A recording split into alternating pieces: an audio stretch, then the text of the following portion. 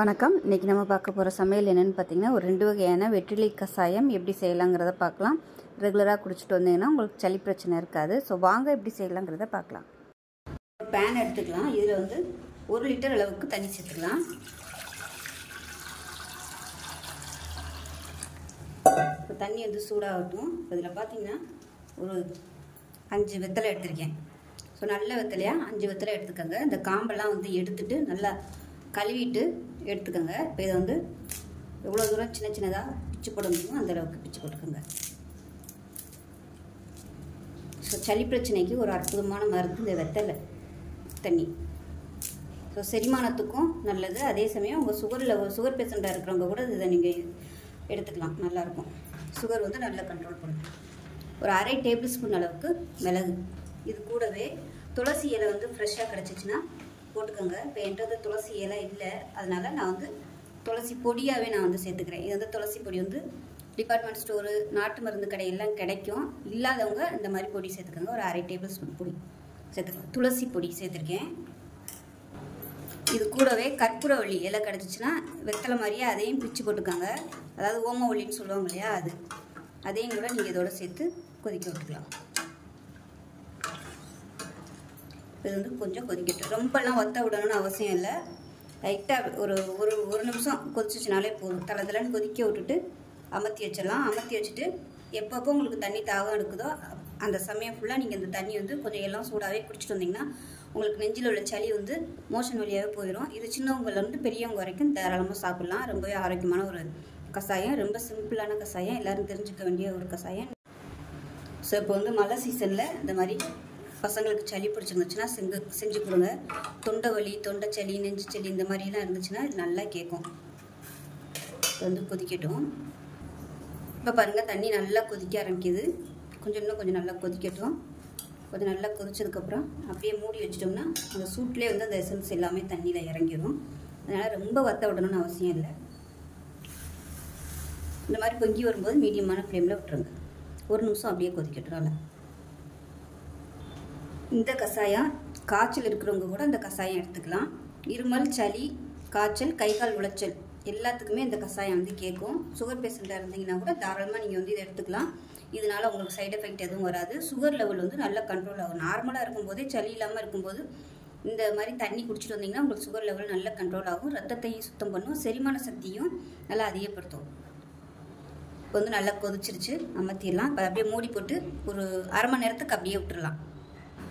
மூடி வச்சிடலாம்.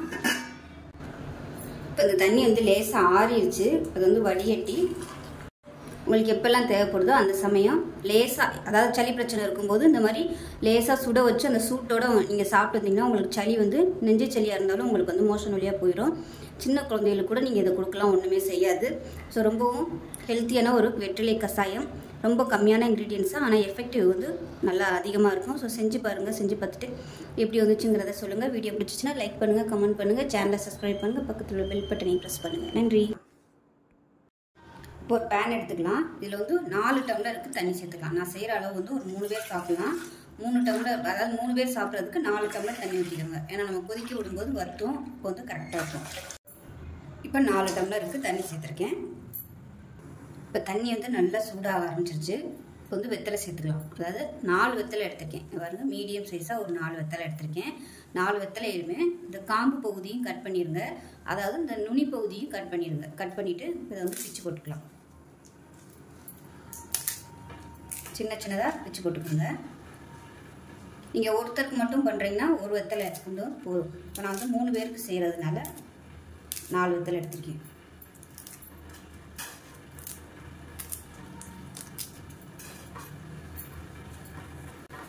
வெத்தலை சேர்க்கறதுனால நுரையீரலில் உள்ள சளி வந்து நல்லா கிளியர் ஆகும். அது மட்டும் இல்லாமல் நல்ல நோய் எதிர்ப்பு சக்தியும் கிடைக்கும். உடம்புல வந்து ரத்தத்தை சுத்தம் பண்ணும். தேவையில்லாத கழிவுகள் இருந்துச்சுனாலும் அதை வந்து ரிமூவ் பண்ணிடும் இந்த வெத்தலை. இப்போ அடுத்ததாக மிளகு சேர்த்துக்கலாம். ஒரு 20 மிளகு சேர்த்துக்கலாம். அதே மாதிரி சீரகம் ஒரு 1/4 டீஸ்பூன் போல், அதாவது இந்த 3 விரலில் வந்து ஒரு பிஞ்சு எடுத்துக்கோங்க. எவ்வளோ ஒரு ஆளுக்குன்னா 1 எடுத்துக்கோங்க. அந்த மாதிரி 3 எடுத்து வச்சுருக்கேன். இது வந்து ஒரு 1/4 டீஸ்பூன் போல் வரும். அதே மாதிரி 3 மிளகு, 2 ஏலக்காய் தட்டிட்டு சேர்த்துக்கோங்க. பட்டை ஒரு 2 பீஸ் பட்டை சேர்த்துக்கணும். அதே மாதிரி இஞ்சி ஒரு துண்டு தட்டிட்டு சேர்த்துக்கணும். அதே போல் சுக்கு சுக்கும் தட்டிட்டு சேர்த்துக்கலாம்.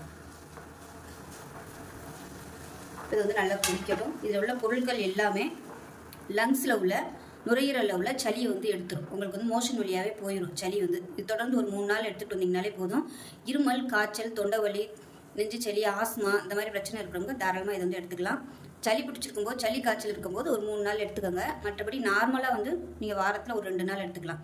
சின்னவங்கலேருந்து பெரியவங்க வரைக்கும் தாராளமாக அதை கொடுக்கலாம். பெரியவங்கன்னா 1 டம்ளர் 100 ml குடிங்க. சின்னவங்கன்னா அதில் 1/4 டம்ளர் ஒரு 50 ml அளவுக்கு கொடுத்தீங்கனாலே போதும். நல்லா கேட்கும் இந்த வெத்தலை கஷாயம். நாள்பட்ட சளி இருந்துச்சாலும் இந்த வெத்தலை கஷாயம் எடுத்துக்கும் போது அந்த சளி வந்து கரைஞ்சி மோஷன் வழியாகவே வெளியே வந்துடும். அதே சமயம் உடம்புல உள்ள நச்சுக்கள் உடம்புல அதிகமாக இருந்துச்சுன்னா அதையும் ரிமூவ் பண்ணி கொடுத்துரும். அதாவது மாத்திரையெல்லாம் நிறைய சாப்பிட்றவங்களா இருந்தால் அந்த அமிலத்தன்மை வந்து உடம்புல இருக்கும். உடம்புல அமிலத்தன்மை அதிகமாகிடுச்சுன்னா மூட்டு வலி, இந்த ஜாயின்ட்ஸ்லாம் வரும். ஸோ அந்த மாதிரி இருக்கிறவங்க தாராளமாக நீங்கள் இந்த வெத்தலை போட்டு வெறும் வெத்தலை மட்டும் போட்டு கூட நீங்கள் அந்த தண்ணியை குடிச்சுக்கிட்டே வந்தீங்கன்னா உங்களுக்கு அது வந்து ரெடியூஸ் ஆயிரும். அதாவது அந்த அமிலத்தன்மை வந்து போயிடும், யூரின் வழியாகவே போயிடும். அதே மாதிரி சுக்கு, இஞ்சி எல்லாமே சளி பிரச்சனைக்கு நல்லது. ஏலக்காயுமே சுகருக்கும் நல்லது, சளிக்கும் நல்லது. இது குடிக்கும்போது நீங்கள் சூடாகவே குடிக்கணும். நல்லா வெதுவெதுப்பாக சூடாகவே கொஞ்சம் கொஞ்சமாக செக் பண்ணி குடிக்கும்போது உங்களுக்கு நல்ல ரிலீஃபாக இருக்கும்.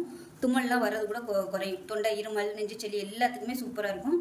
ஒன்று இது வந்து காலையில் வெறும் வயிற்றில் குடிக்கலாம். அப்படி இல்லைன்னா நைட்டு படுக்கையில் வந்து நீங்கள் குடிக்கலாம். இப்போ இது வந்து நல்லா கொதிக்கட்டும். லாஸ்ட் வீடியோவில் ரொம்ப சிம்பிளாக பண்ணக்கூடிய ஒரு வெத்தலை கஷாயம் போட்டிருக்கேன். விருப்பம் இருந்தால் அதையும் செக் பண்ணி பாருங்கள். சளினால ஏற்படுற அந்த கிருமி தொந்தரவு, இன்ஃபெக்ஷன் இந்த மாதிரி இருந்துச்சுன்னா கூட இந்த வெத்தலை தண்ணி குடிக்கும்போது உங்களுக்கு அந்த இன்ஃபெக்ஷனோ கிருமி தொந்தரவுலாம் இருக்காது.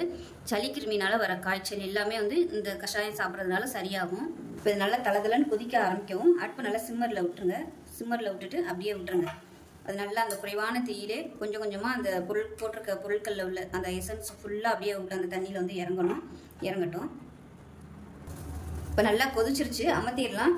பசங்களுக்கு சின்ன குழந்தைகளுக்கு கொடுக்குற மாதிரி இருந்துச்சுன்னா பனங்கற்கண்டு சேர்த்துக்கோங்க. விருப்பம் இருந்தால் நீங்கள் பனங்கற்கண்டு சேர்த்து இனிப்பாக கூட குடிச்சிக்கலாம். இல்லை நீங்கள் அப்படியே குடிக்கிறதுனால இனிப்பு இல்லாமையும் குடிச்சிக்கலாம். அவ்வளோதான். அது வந்து ரெடி ஆயிடுச்சு, அமர்த்திட்டேன். இப்போ இதை மூடி போட்டு மூடி வச்சிடலாம். ஒரு 10 நிமிஷம் அப்படியே அந்த சூட்டில் இருக்கட்டும். இன்னும் நல்லா அந்த எசன்ஸ் எல்லாமே தண்ணியில் நல்லா இறங்கும். இது நல்லா ஒரு 10 நிமிஷம் அப்படியே விட்டாச்சு. வடிச்சிக்கலாம்.